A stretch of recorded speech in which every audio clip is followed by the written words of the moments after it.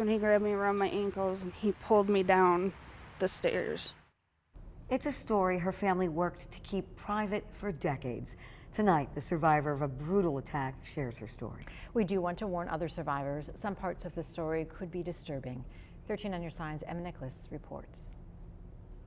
Yeah, my manager at work. A lot can happen in 30 years. That's what I remember. Families grow. These are his boot camp ones. Details of the past may fade. I don't remember everything from 30 years ago. But certain moments are burned into one's memory. When you go through something like that and then someone comes there that's so nice to help you. There were a number of reasons that began to help us point toward this subject. Courtney Coonrod was 7 years old. I was playing on my scooter. She noticed a car slow down next to her. And he came up, did a The turnaround. man driving the car yelled at her. Come here, come here. I dropped my scooter right at the yard, and then I ran the rest of the way. She made it halfway up the stairs. That's when he grabbed me around my ankles and he pulled me down.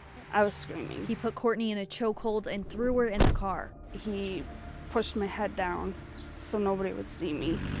He drove to an alley a mile and a half away, where Courtney was brutally assaulted and then pushed out of the car.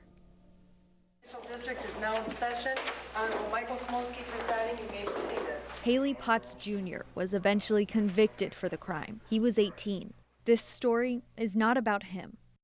Oh my gosh.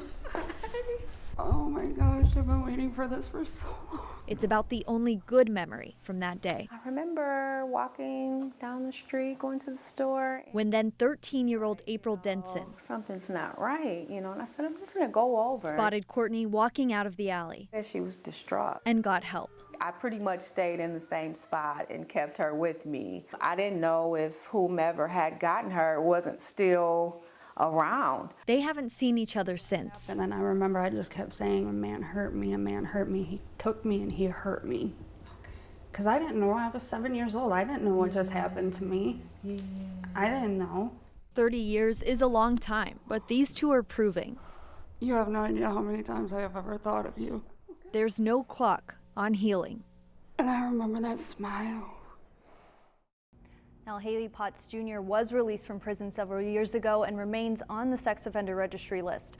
This was also one of the first incidents where Grand Rapids police were able to use DNA evidence to close the case. Emma, this is such a remarkable and touching story. How did this reunion come about? So the way that it started was Courtney reached out and she said that she wanted to be connected with the people who helped her that day, and she wanted to be able to thank them. And it was kind of part of her healing process, I think, being able to revisit some of those memories, and that's kind of where it started. You can tell in their conversation that it's helping her so much. Do they plan to stay in touch? Yeah, definitely, and it was amazing seeing them reunite because I don't think that April knew the impact that she had on Courtney, so I definitely think they will stay in touch. And at this point, Courtney's now trying to be a voice for other survivors, and she's in the process of launching that as well. Definitely an eye-opening story. Thank you so much for sharing, Emma. Juliet?